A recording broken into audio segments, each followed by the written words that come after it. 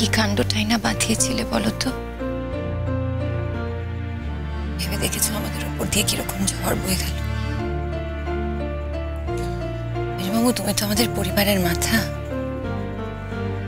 তোমার যদি কিছু হয়ে যেত আমরা কোথায় গিয়ে দাঁড়াতাম বলো তো?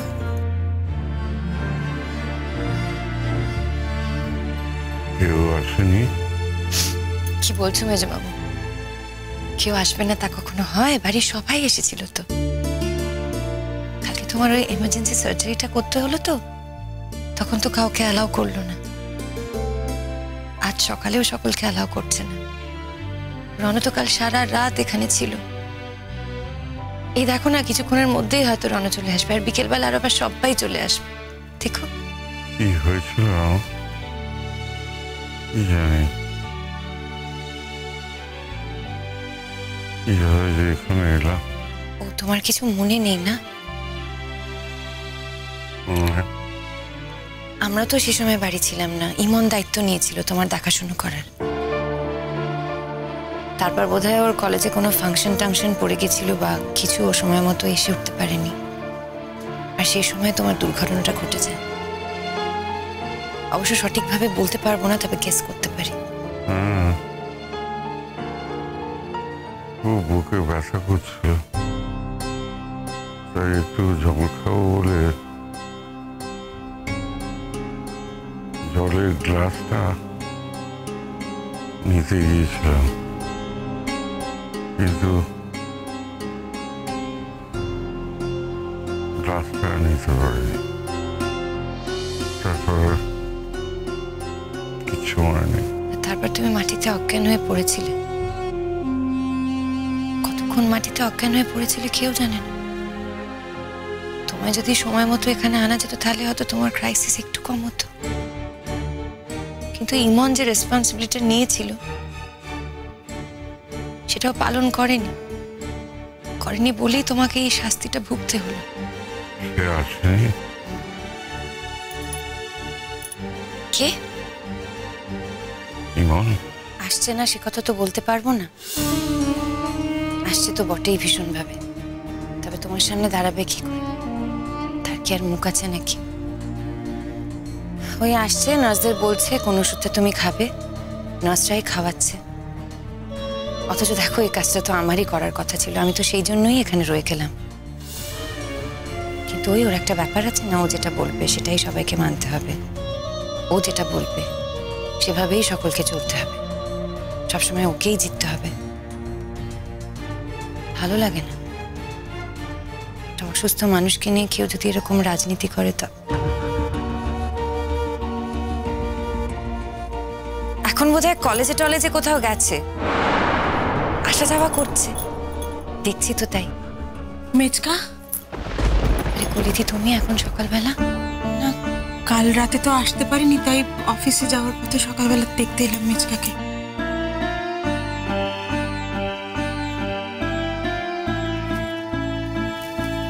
মেচকা,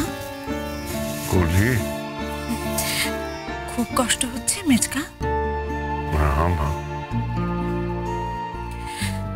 রূপকথা, তুমি বাড়ি যাও না, তোমাকে তো চেঞ্জ করতে হবে। সে কি কথা? আমি মেজমামুকে এরম ভাবে রেখে বাড়ি চলে যাব কি করে? না না, আমি এখানেই থাকবো। আর রণ তো বলেছে যে আমার চেঞ্জ যা যা দরকার সব নিয়ে আসবে। তুমি তো খুব ভালো করেই জানো রূপকথা, তোমার মেজমামু এখানে একা নেই, ইমনও আছে সঙ্গে। কলিদি, রণ আমাকে এখানে থাকতে বলেছে আমি যেন মেজমামুর সঙ্গে সারাক্ষণ থাকি। এক কাজ করো, তুমি রণকে বলে দাও, রণ যদি আমাকে বলে আমি এক্ষুনি এখান থেকে চলে যাবো। Have no issues. তুমি কিন্তু এখন নতুন করে কোনো ঘুঁট পাখিও না রূপকথা, সেটা কিন্তু ভালো হবে না।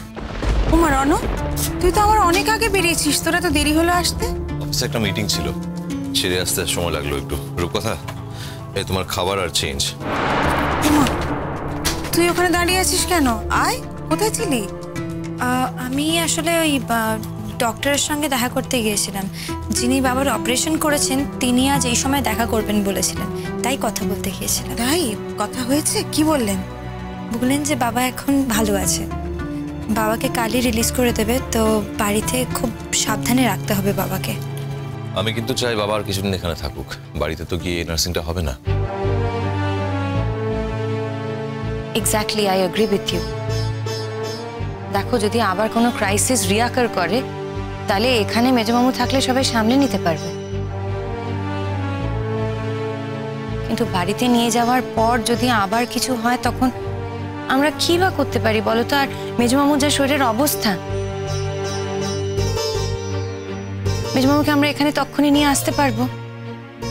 রনো, আমার মনে হয় তুমি একবার ডাক্তারের সঙ্গে ঠিক করে কথা বলো। বাড়িতে তো মেচকার সেবা করার লোকের অভাব নেই রূপকথা।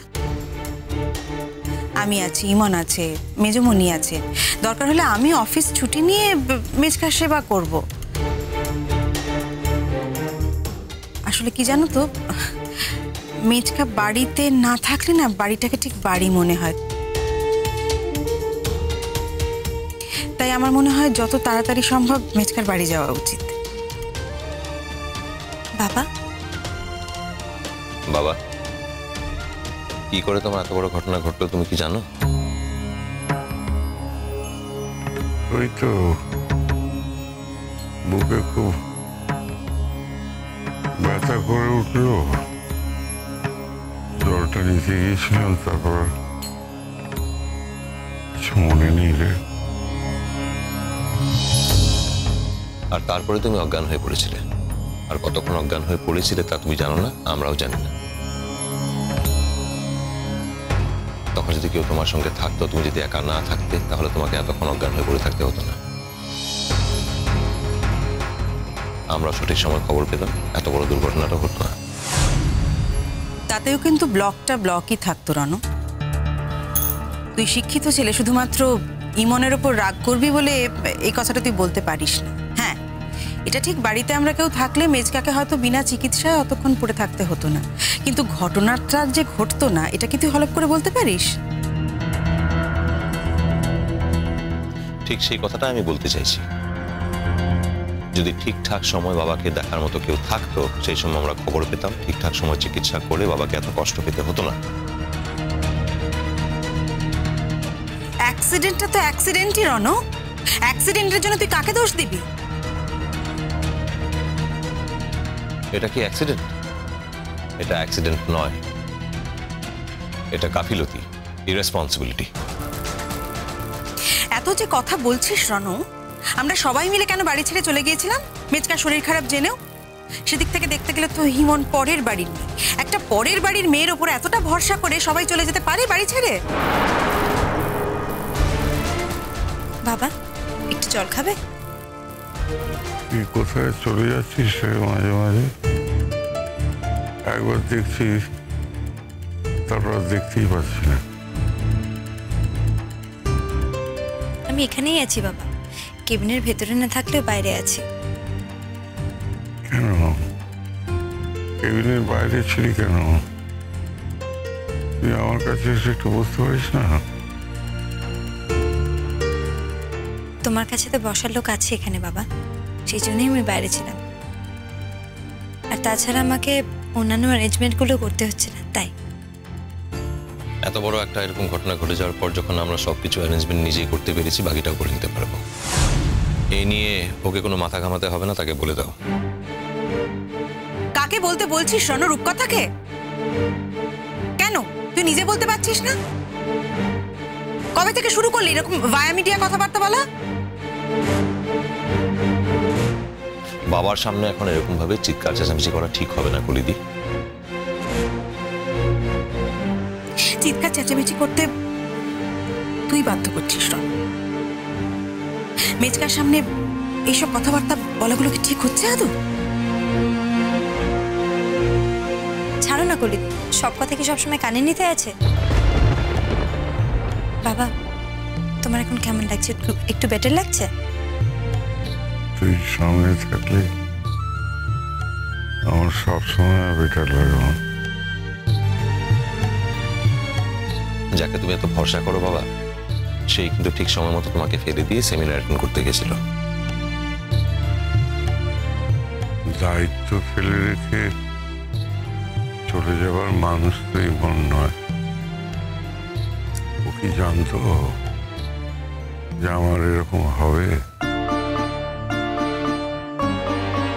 যেমন তোমরা তো জানতে না যে আমার এরকম ঘটনা ঘটবে, তাই তো তোমরা সবাই চলে গেছিলে।